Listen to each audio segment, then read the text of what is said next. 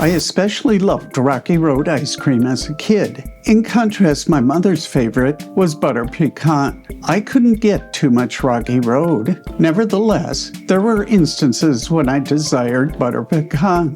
Sometimes, choosing between the two was difficult. After I had chose one over the other, I would think about why I had picked butter pecan instead of my favorite. Ice cream selection isn't that big of a deal. However, there are many decisions that are, such as where you're going to college, your vocation, or who you're going to marry. How do you make those decisions? What causes you to select one thing over another? Previously, I said your will controls your body's movements through quantum energy transfers. Your mind directs photon exchanges between molecules that alter an otherwise determined Newtonian future.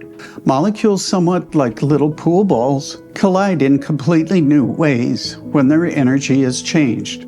This instantly modifies brain and body chemistry, and they do what you want them to do. Thus, your conscious self has dominion over your physical form. But does it work the other way? Does your body control your mind? The short answer is no. It doesn't control you, but it has tremendous influence. You rarely focus on your legs when you're walking. You have in mind a place you want to go, and they take you there.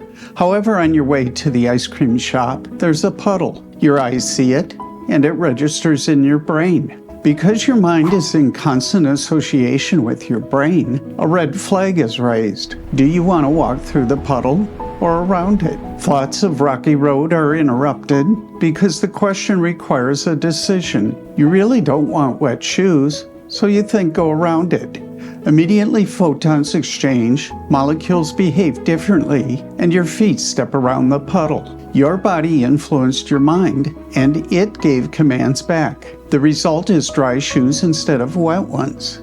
Your decision to skirt the puddle created a different experience than going through it. But in the entire process, why did you want dry shoes? There are other things that affect your mind besides your body. There is an extensive archive of experiences in it. In each, you made a decision that resulted in a specific outcome. One might have involved the teacher pointing out your wet shoes in class, which embarrassed you.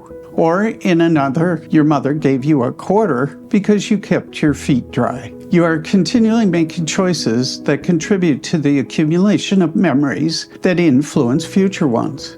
Some decisions are small and others big, but they all create a stockpile that you take into consideration.